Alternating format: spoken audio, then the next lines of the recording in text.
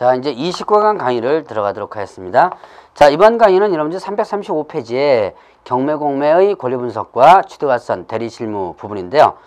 자, 이제 여기서는 이제 크게 여러분 이제 제1절에는 이제 경매 공매 절차 및 권리 분석 있습니다. 이걸 두 강의 걸쳐서 하고요. 그다음 이제 매수신청 대리 대법원 규칙이 있어요. 그거를 한 강의 걸쳐서 마지막으로 아마 하게 될 겁니다.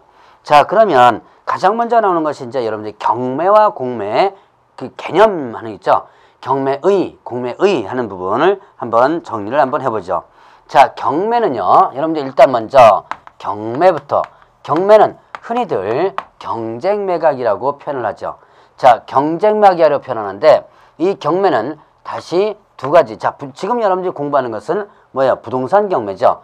부동산 경매에서는 뭐 먼저 나눠지냐면 강제 경매와 그 다음에 또 뭘로? 임의 경매로. 자, 임의 경매로 나눠지게 됩니다. 자, 강제 경매는요. 강제 경매는 이거는 자, 뭐에 의한 경매냐면 집행권원에 의한 경매다라고 합니다. 자, 집행권원이란 이거는 강제 집행할 수 있는 자, 강제 집행이 강제 집행입니다. 강제 집행할 수 있는 권리가 있는 문서예요. 강제 집행할 수 있는 권리가 있는 문서가 뭐가 된다? 집행권원에 해당된다. 자, 그러면 이런 집행권원이 그럼 대표적인 것이 뭐가 있느냐? 집행권원의 대표적인 것이 바로 여러분들이 이제 뭐가 있어요? 확정된 이행 판결문이라든가 확정된 지급명령, 그다음에 화해조서, 조정조서, 확정된 뭡니까? 공정된 금전 채권 문서 이런 것들이죠. 자, 이런 것들이 이제 그 집행권에 해당되고 그것에 의해서 경매가 들어가요. 그래서 이런 강제 경매는 예견되지 않은 경매다라고 합니다. 그럼 왜 예견되지 않은 경매냐? 그런 집행권을 가지고 있으면 채무자의 재산이 어디 있든지 간에 수시로 들어가가지고 경매를 신청할 수가 있는 거예요. 자, 그러면 임의 경매는 뭐냐? 이거는 담보권 실행을 위한 경매다라고 하는데요. 자, 담보권 실행을 위한 경매다. 자, 그러면 담보권 실행을 위한 경매다. 그러면 결국 담보권과 관련된 부분이죠. 그럼 결국은 이건 뭐냐면 저당권이나 아니면 또 전세권에 대한 경매다라고 합니다. 자, 저당권이나 전세권에 기한 경매가 바로 담보권 실행을 위한 경매라고 그러는데요. 자, 그럼 이거는 어떻게 되는 거예요? 자, 저당권, 경매 신청권이 있죠. 그럼 저당권을 설정해 놓습니다. 돈 못 갚죠? 그럼 직접 바로 경매가 들어오는 거죠. 그래서 이건 예견된 경매라고 합니다. 아, 내가 돈 못 갚으면 내 집 날아간다는 거 알고 있죠. 그래서 이거는 예견된 경매다 이렇게 표현하고요. 자, 그러면 이런 그 임의 경매와 전제 조건이 있죠. 일단 피담보 채권이 존재해야 되고 이행기가 도래해야 되고요. 그 다음에 또 뭐가 있어야 된다? 이행지체가 있어야지만 돼요. 이행지체가 있어야지만 바로 임의 경매를 할 수 있는 부분이 생긴다라고 그러죠. 자, 그러면 다시 한번 임의 경매 전제 조건이 피담보 채권이 존재해야 되고 이행기가 도래해야 되고 이행지체가 있어야지만 된다라고 하는 거. 이렇게 일단 구분을 일단 해놓으시면 됩니다. 자, 그러면 이렇게 강제 경매와 임의 경매 두 가지 개념 구분. 이 경매는 무슨 법에 의해서 지금 진행되냐면 민사 집행법이 있습니다. 자, 민사 집행법에 의해서 지금 진행되고 있는 법, 경매다라고 볼 수 있어요. 자, 그러면 이제 그 외에도 여러분들 교재에는 민법, 상법 그 밖에 법률 규정에는 형식적 경매가 있는데 이거는 그렇게 크게 알지 않아도 되고요. 여러분들 이제 이 개념 두 가지 구분만 일단 알아두시면 되고요. 자, 그러면 공매 부분 있죠. 자, 그럼 공매는 여러분들 교재에 일단 뭐가 나오느냐? 자, 압류부동산 공매와 크게 보면 비업무용 부동산 공매, 그 다음에 유입부동산 공매 이런 것들이 나옵니다. 자, 그러면 이제 일단 개념 구분부터 보죠. 자, 공매는요. 공매는 일단은 공개매각 혹은 또 공매는 또 뭐라고 또 표현하면 공공매각이라고 표현하는데 자, 여기는 압류 부동산 공매와 그 다음에 또 비업무용 부동산 공매로 나눠지게 됩니다. 자, 압류 부동산 공매는 이거는 뭐냐? 이거는 일단 자, 국세징수법에 의한 공매입니다. 자, 국세징수법에 의한 공매로서 자, 세금을 체납하죠. 세금을 체납하면 그 체납된 그 세금을 환수하기 위해서 세무서장이나 아니면 지방자치단체장이 그 체납한 자의 부동산을 압류를 합니다. 압류해서 강제 매각해서 세금을 환수하는 절차가 바로 압류부동산 공매로서 이 절차는 국세징수법에 나와요. 그래서 이 압류부동산 공매 같은 경우는 일단 권리분산이 까다롭습니다. 왜 권리분산이 까다롭냐? 일단 국세징수법에 의해서 뭐가 된다? 일단 강제 매각되는 절차가 경매 절차와 비슷해요. 그래서 일단은 이런 것들은 뭐가 된다? 이 권리분석이 좀 까다롭고요. 그 다음에 대금을 일시불로 납부를 합니다. 자, 요거는 이제 압류부동산 공매 부분 가서 다시 한번 좀 설명을 드리기로 하고, 자, 그러면 비업용 부동산이 뭐냐? 이거는 자, 금융기관이 보유하고 있는, 자, 금융기관이 보유하고 있는 업무용이 아닌 부동산이에요. 자, 그러면 금융기관에서는 비업무용 부동산, 즉 업무용이 아닌 부동산을 취득할 수 없습니다. 자, 다시 한번 요거는 좀 알아두시고 넘어야 돼요. 금융기관, 은행이나 이런 금융기관은 업무용이 아닌 부동산을 취득할 수 없다. 그런데 업무용이 아닌 부동산 취득할 수 없지만 다만 담보권 실행을 통해서 취득하는 것은 가능해요. 자, 그러면 담보권 실행을 통해서 취득하는 건 어떤 것이냐?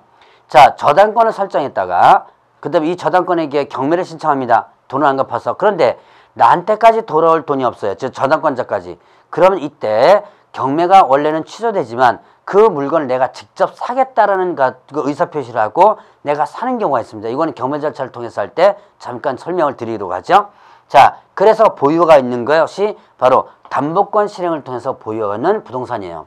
그러면 이렇게 담보권 실행을 통해서 보유한 부동산은 1년 이내 처분해 줘야 되는데 어디다가 자산관리공사에 맡겨가지고 처분하게 됩니다.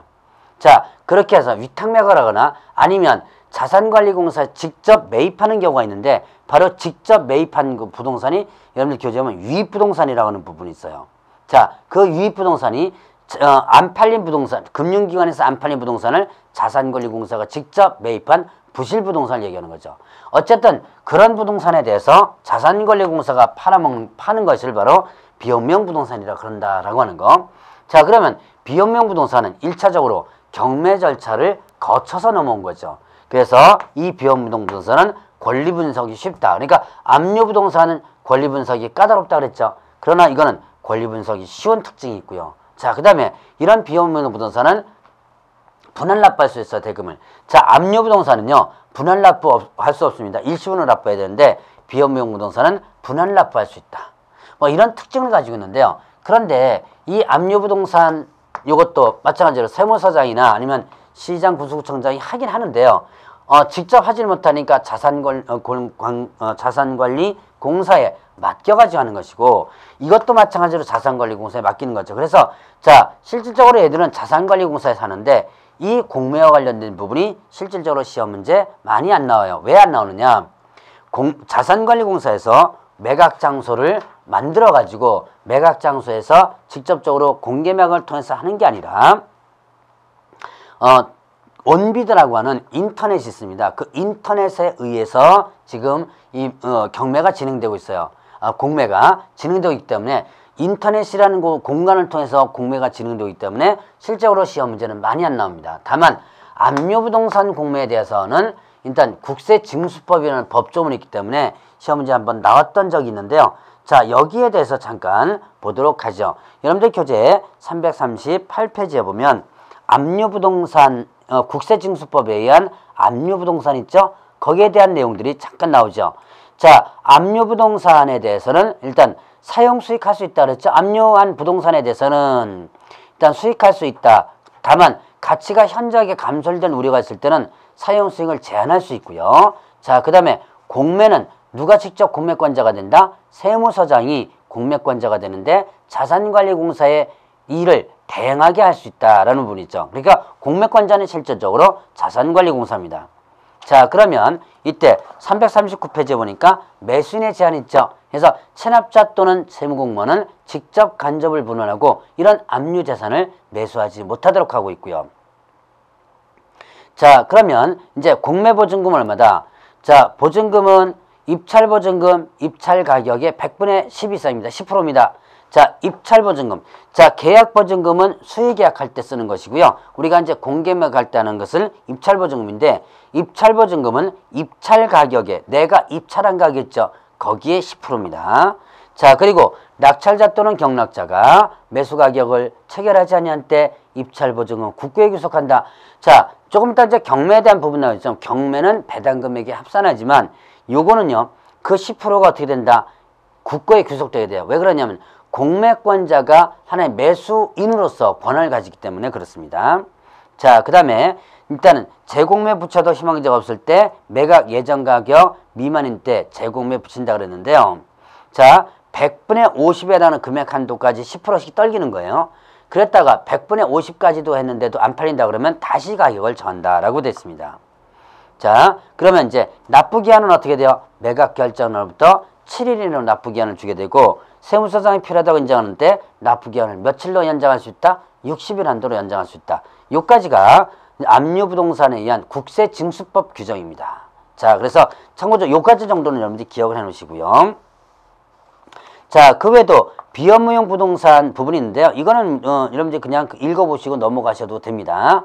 자, 그러면 공매와 관련된 부분, 농지취득 자격증명 발급받아야지만 되고요. 토지거래 허가.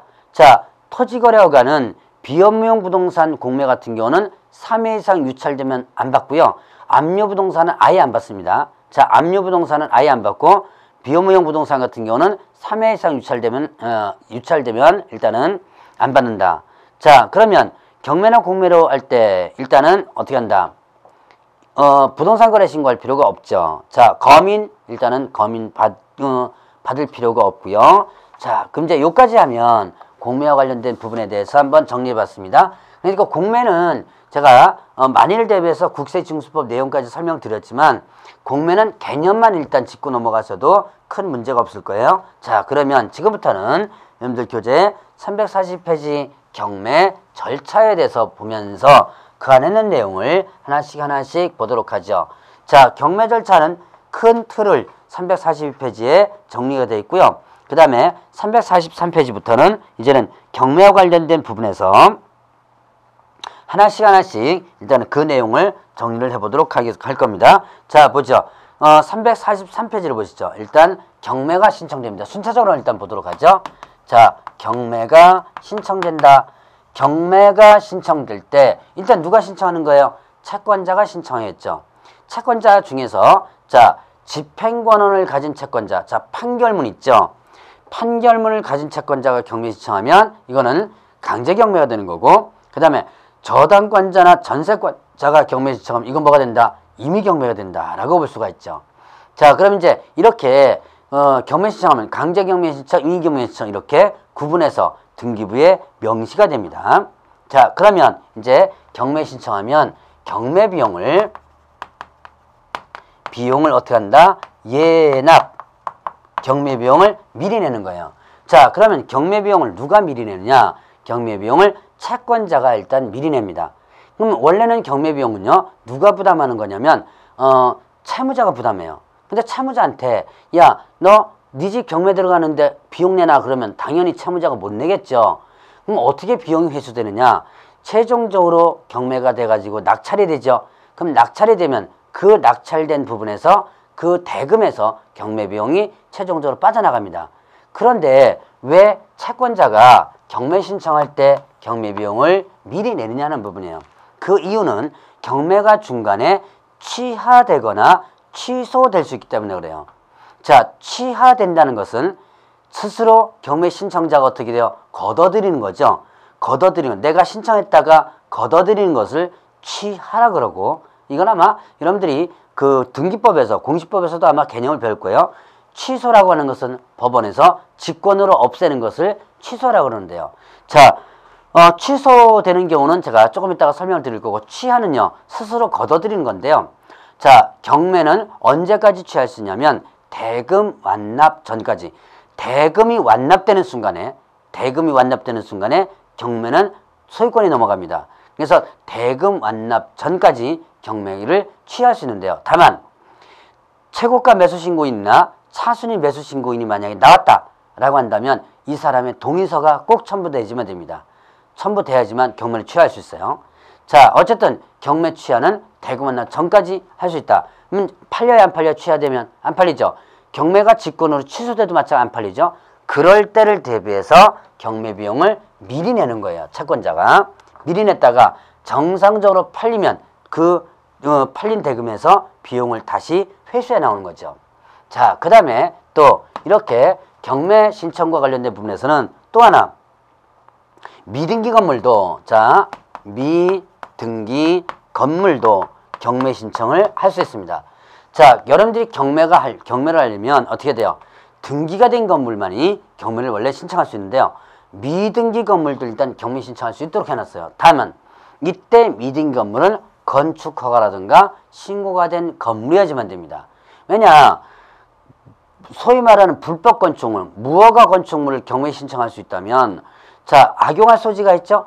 불법 건축물을 해놓고 경매 신청해가지고 경매 신청하는 순간에 등기가 되죠. 합법적인 건물이 돼버리는 거예요. 그래서 건축 허가라든가 신고가 된 건물에 한해서만 미등기 건물도 일단 뭐가 된다? 경매 신청할 수 있다. 시험 문제 나온 거니까 여러분들 기억해 놓으시고요. 그 다음에 일괄 매각이 확대되었다라고 합니다. 여러분들 교재 343페이지에 보면 일괄 매각이 확대되었다라는 부분은, 자, 부동산과 경제적 일체를 이루고는 다른 종류의 재산들도 부동산과 함께 경매할 수 있도록 했다라는 부분이 나오죠. 이 뜻이 뭐냐면, 예를 들어서 자, 어떤 주택에 경매가 들어갑니다. 그런데 그 주택 안에, 자, 정원수들이 있어요. 여러분이 정원수, 요즘 나무 한 그루에 얼마인지 아세요? 좋은 나무는 몇 천만에서 몇 억 합니다. 어제가는 조그만 괜찮은 나무 같은 건데 몇 백만 원이에요. 근데 정원수가 나무가 한 30그루 있는데, 옛날에는요, 이 정원수라든가 또 돌멩이 같은 거 있죠? 정원석. 돌멩이도 왜 저기 이렇게 그냥 돌멩이 턱 갖다 놓는 게 아니라 이쁘게 깎아서 갖다 놓으면 그것도 가치가 꽤 되거든요. 그거를 옛날에는 가치를 평가하지 않고 순수하게 토지하고 건물만 가치 평가해가지고 했었어요. 그런데 지금은 이렇게 정원석이라든가 정원수라든가 이것도 가치 평가를 해가지고 가치가 들어가는 겁니다. 자, 그래서 일괄 매각이 확대되었다라고 하는 부분이에요. 자, 그러면 이제 이렇게 해서 경매 신청을 합니다. 경매 신청을 하게 되면 이제 뭐가 된다? 경매 개시 결정을 하죠. 경매 개시 결정을 하게 됩니다. 자, 경매 개시 결정을 하게 되는데, 이 경매 개시 결정은 이제 형식적 심리로서 한다라고 합니다. 형식적 심리란 이건 뭐예요? 서류만 가지고 심사해요. 그러니까 여러분들이 경매 신청을 하게 되면요, 당사자를 불러내지 않습니다. 서류가 완벽하게 갖춰졌는지만을 확인하고 경매 개시 결정을 내리게 돼요. 자, 그러면 경매 개시 결정을 형식적 심리로서 하게 되면 이제 채무자에게 어떻게 된다? 채무자에게 송달을 하게 되죠. 채무자에게 송달한다. 당신 물건 어떻게 됐다? 경매 들어갔다라고 하는 것을 송달하게 되고, 이 채무자는 거기에 따라서 이의 신청을 할 수 있죠. 자, 그러면 이제 경매 개시 결정을 법원에서 내리고 나서 뭐 한다? 경매 개시 결정에 대한 뭐를 일단은 등기를 하게 되죠. 자, 경매 개시 결정 등기하게 되는데, 촉탁으로서, 여러분 이제 공시법에서 촉탁이라는 개념 배우셨죠? 촉탁으로서 경매 개시 결정을 하게 됩니다. 자, 결정 등기를 하게 되죠. 그러니까 법원에서 등기소로 등기를 좀 해달라고 부탁해가지고 경매 개시 결정 등기하는데, 자, 등기가 된 시점입니다. 요 등기가 된 시점이거나 채무자에게 어떻게 돼요? 송달된 시점. 자, 여기 좀 잘 보셔야 돼요. 등기가 된 시점이거나 채무자에게 송달된 시점에서 이 목적물이 압류된 효력이 발생돼요. 자, 그러면 이 등기된 시점이거나 채무자에게 송달된 시점에서 압류한 효력이 발생되고, 그럼 누가 압류한 거예요? 채권자가 압류한 거죠. 그래서 어떤 용어가 나오느냐? 자, 압류 채권자라는 용어가 나옵니다. 자, 다시 한번 보죠.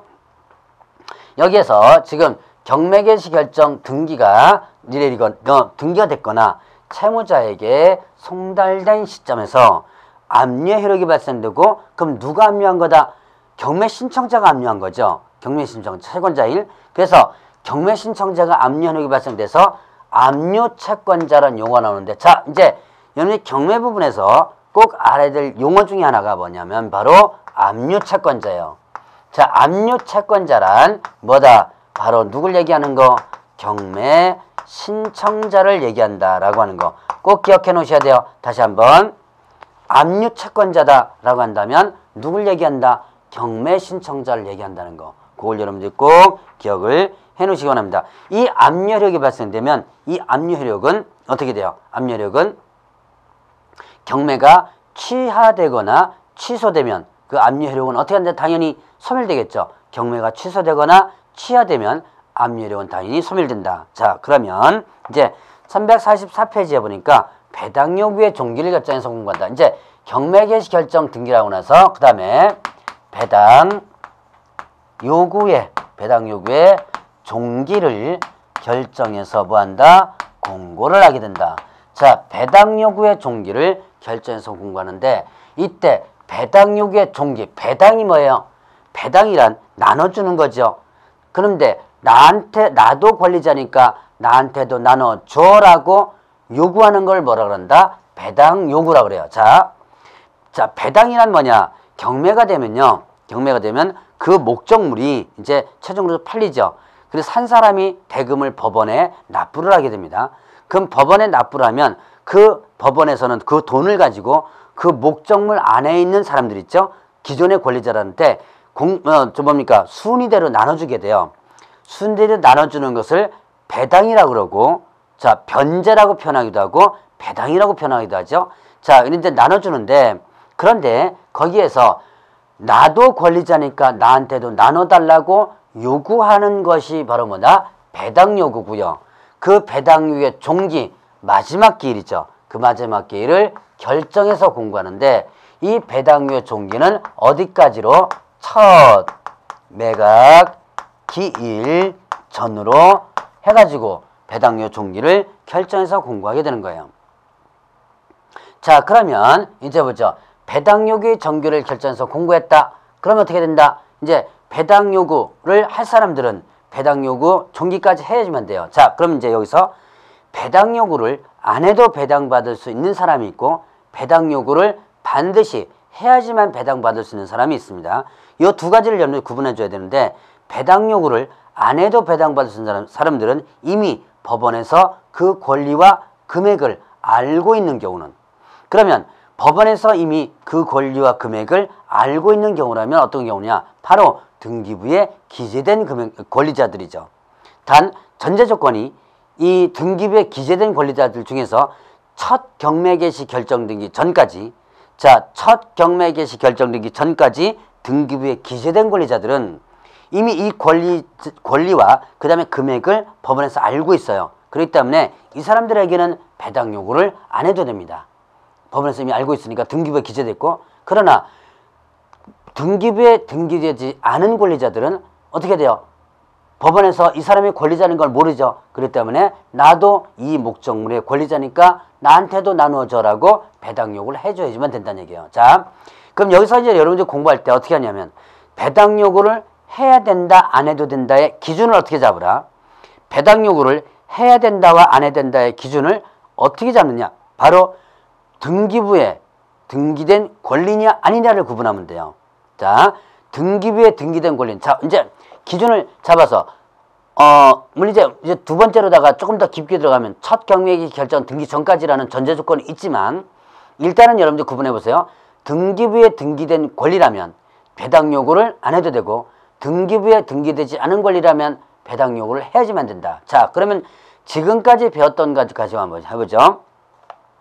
자, 주택이나 상가 건물 임대차보법상에서 확정일자 임차인 배당 요구 해야 될까요? 안 해야 될까요? 확정일자 임차인 배당 요구 해야지만 됩니다. 왜냐? 확정일자라는 것은 등기부에 없죠. 배당 요구 해야 돼요. 자, 그러면 주택임대차보법 상가건물 임대차보에서 소액 임차인에 대한 우선 변제, 소액 임차인에 대한 우선 변제, 이 사람 배당 요구 해야 될까요? 안 해야 될까요? 이 사람도 배당 요구 해야지만 됩니다. 아무리 소액 임차인 우선 변제를 받으려고 해도 등기부에 등기되지 않았죠. 그러니까 배당 요구 해야 돼요. 자, 그러면 주택임대차보법 상가건물 임대차보법에 자, 임차권 등기권자, 임차권 등기명령 신청의 임차권 등기 있죠. 임차권 등기권자 배당 요구 해야 된다, 안 해도 된다. 이때는 배당 요구를 안 해도 됩니다. 임차권 등기권자는. 왜? 임차권 등기가 이미 등기부에 돼 있죠. 자, 이제 무슨 뜻인지 기억하시겠어요? 요 정도만 여러분들이 기억해도 충분히 경매 기초에서 시험 문제에서 배당 요구 여부에 대한 묻는 문제 나올 때 충분히 문제를 풀 수 있습니다. 항상 기준을 어떻게 잡으라? 등기부에 등기됐느냐 안 됐느냐를 기준 잡으라. 자, 그러면 이제 배당 요구를 반드시 해야 되는 사람들은 배당 요구를 안 했을 경우는 어떻게 한다? 이때는 배당받지 못하고 부당이득의 반환도 청구할 수 없더라라고 하는 부분입니다. 자, 그럼 이제 배당료 종기까지 결정해서 공부를 했죠? 그러면 이제 뭘 한다? 이제 매각의 준비 들어갑니다. 매각 준비를 해요. 자, 매각 준비를 하는데 팔 준비하죠. 팔 준비하는데 뭐 한다? 이제 현황조사. 현황을 조사를 합니다. 현황조사 집행관이 가서 직접적으로 현황조사하고요. 그 다음에 감정평가를 하죠. 감정평가를 합니다. 자, 현황조사하고 감정평가를 했죠. 그러면 이제 만드는 서식들이 나오죠. 매각 물건 명세서 있죠. 매각, 자, 물건 명세서가 있습니다. 그 다음에 또 현황조사 보고서, 현황조사 보고서가 있고, 자, 그 다음에 또 뭐가 있더라? 감정평가했으니까, 자, 감정평가서가 있겠죠. 자, 매각 물건 명세서, 현황조사 보고서, 감정평가서, 이런 것들이 있더라. 자, 그러면 이런 것들을 가지고 어떻게 된다? 이제 만들지. 현황조사 감정평가를 해서 만들죠. 이거를 매각기일 7일 전까지. 자, 매각기일 7일 전까지 어디다가 비치한다? 민사과에다가 비치하는 거예요. 다시 한번. 매각기일 7일 전까지 어디에 비치한다? 민사과에 비치를 한다. 자, 그럼 민사과에 비치하는 이유는 뭐예요? 민사과에 비치하는 이유는 이거를 가지고 뭐하게?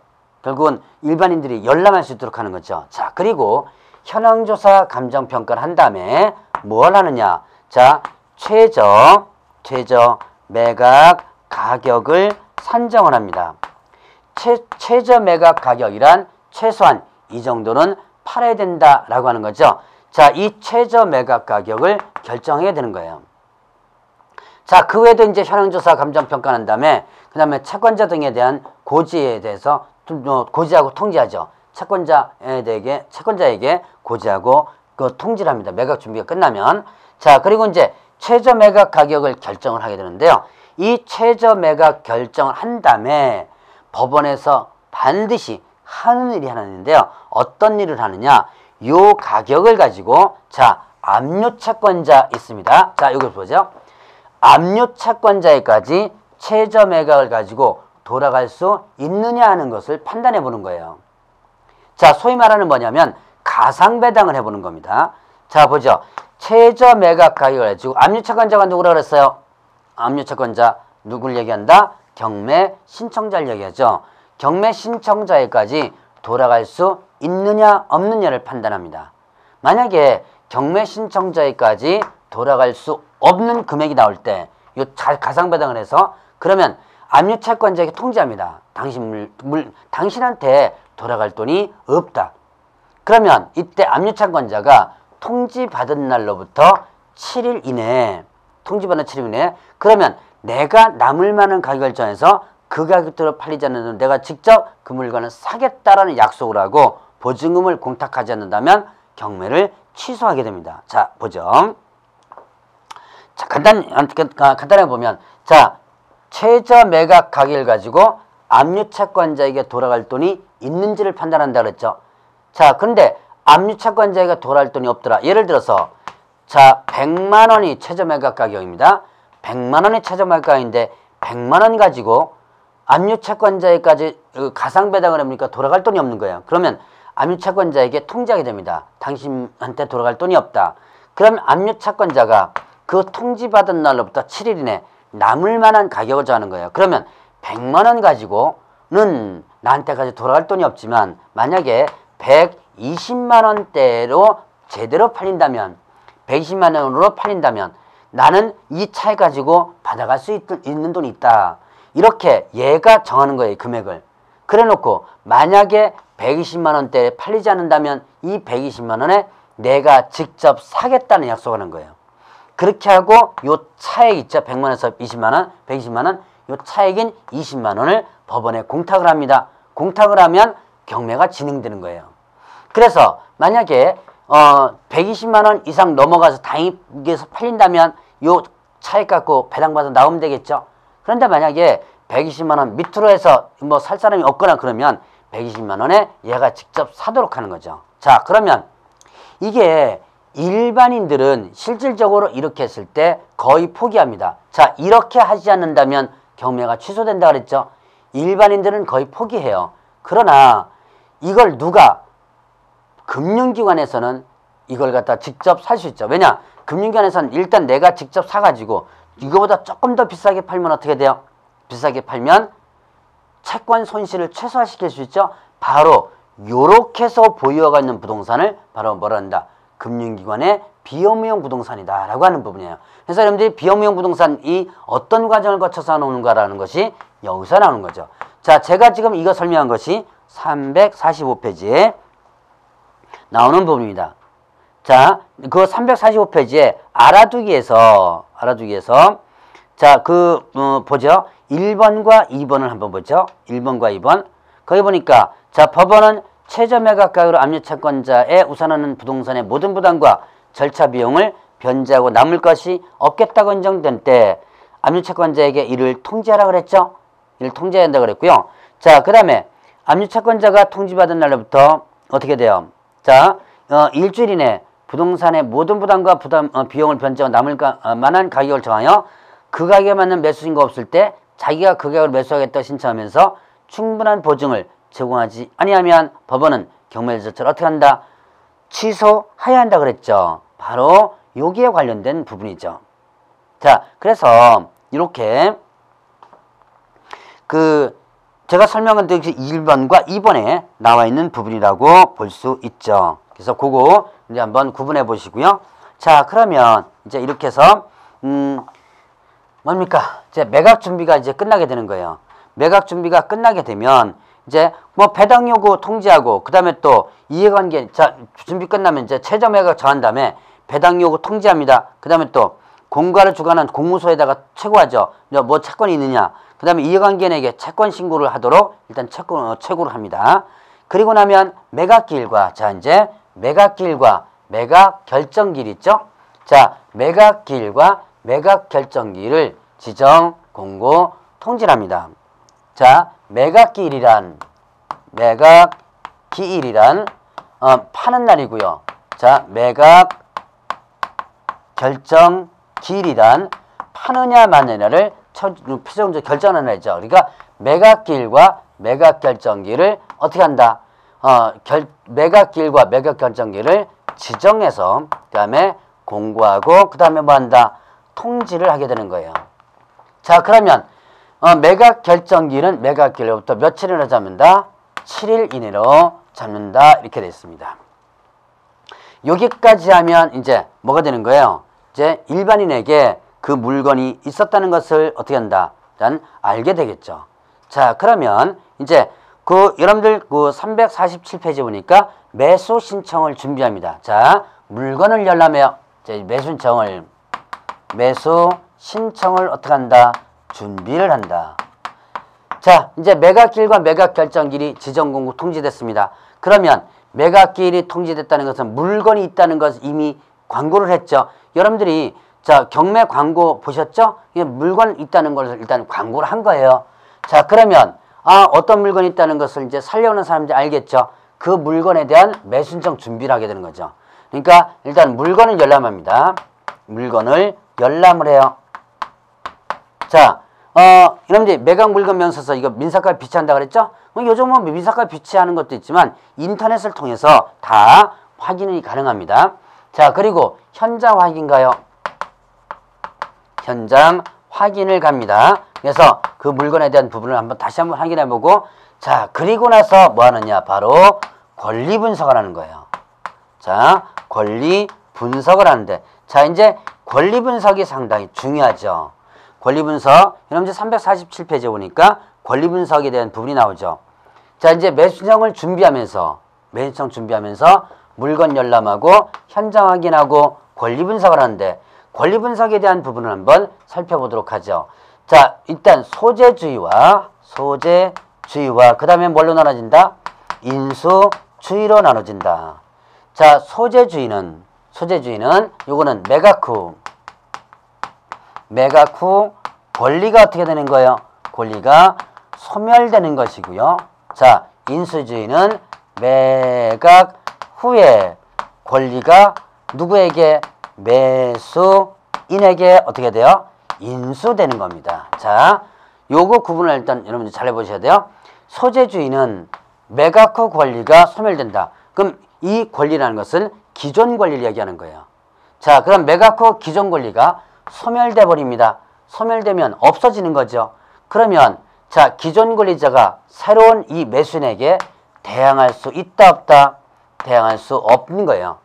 자, 기존 권리자가 새로운 매수인에게 대항할 수 없는 권리고, 자, 인수주의는 매각 후 권리가 매수인에게 인수된다 그랬죠. 그러면 기존 권리자가 그대로 살아남는 거죠. 살아남아서 매수인에게 대항할 수 있는, 자, 대항할 수 있는 권리죠. 자, 그러니까 소재주의는요, 매각이 되면 권리가 없어지면서 대항력이 없어지는 건데요. 인수주의는 매각이 되면 매수인에게 인수가 되니까 대항력 있는 권리가 되죠. 자, 경매에서 대항력 있는 나옵니다. 바로 이거는 바로 인수주의 권리를 얘기하는 부분이에요. 그러면 이렇게 소재주의, 인수주의를 구분하는 권리를 뭐라 그런다? 자, 말소 기준 권리라 그러고요. 자, 말소 기준 권리가 될 수 있는 권리가 뭐냐? 요게 될 수 있는 권리가 있는데, 이 말소 기준 권리 될 수 있는 것이 뭐냐? 근저당권, 그 다음에 또 가압류, 근저당권, 저당권, 가압류, 그 다음에 또 담보 가등기가 있습니다. 자, 이거는 근저당권, 저당권, 그 다음에 가압류, 담보 가등기는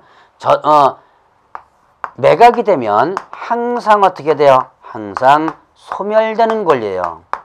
항상 소멸되는 권리다. 자, 항상 소멸되는 권리고, 자, 이런 권리들 중에서 가장 앞선 권리가 뭐가 된다? 말소 기준 권리가 되는 거예요. 그래서 말소 기준 권리를 중심으로 밑에 것은 모두 소멸시키고 위에 것은 살아남는다는 얘기죠. 자, 만약에 근저당권이나 저당권, 가압류, 담보 같은 게 없으면서 경매가 들어가죠. 그럼 뭐가 말소 기준 권리 되냐면 경매 개시 결정 등기가 말소 기준 권리가 됩니다. 자, 근데 그 경매 개시 이런 권리가 없을 때는 뭐가 경매 개시 결정 등기 말소 기준 권리가 된다는 거 예외적으로 좀 기억해 놓으시고요. 그러면 이 권리는 항상 소멸되는 권리들이고, 이들 권리 중에 뭐가 가장 앞선 권리가 뭐가 된다? 말소 기준 권리가 된다 그랬죠? 왜 말소 기준 권리가는 적어놨으니까 이들 권리 중에서 뭐가 된다? 가장 앞선 권리. 자, 가장 앞선 권리가 말소 기준 권리가 되는 거예요. 자, 그러면 여기에서 인수소재주의에서 보면 이제 어떤 사례를 한번 보죠. 제가 사례를 한번 들어보겠습니다. 자, 대항력이 있고요. 대항력이 있고 확정일자가 없는 임차인이 있습니다. 자, 어떤 주택이 경매가 들어갔는데 이걸 권리 분석해 보는 거예요. 대항력이 있고 확정일자가 없고, 그 다음에 또 저당권이 그 밑에 이제 권리로서 있고요. 자, 그 다음에 또 대항력 있고 확정일자가 만약에 있는 임차인이 이제 다음으로 있습니다. 그리고 담보가등기가 있네요. 담보가등기가 있고, 그 다음에 그 뒤에 자, 대항력 있고 확정일자가 있는 임차인이 있더라. 자, 보죠.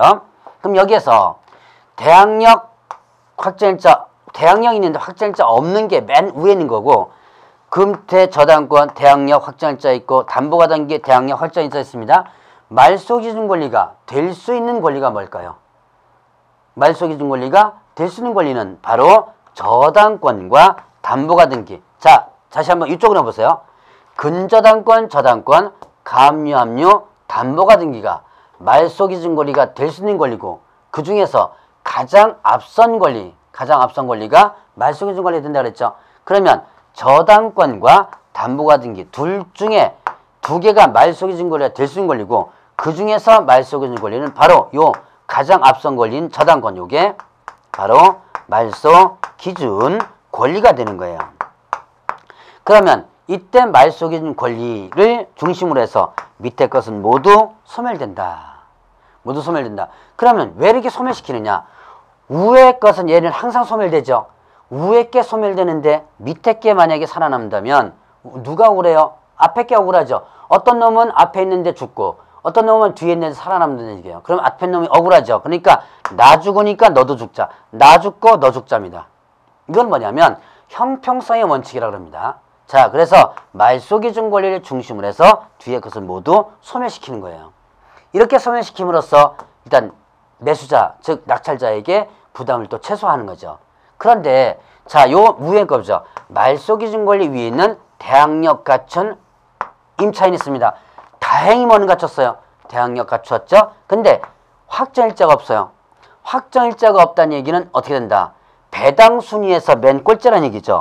확정일자 순위에 의해서 순위가 나가는데 확정일자가 없다는 것은 배당 순위에서 꼴찌라는 얘기예요.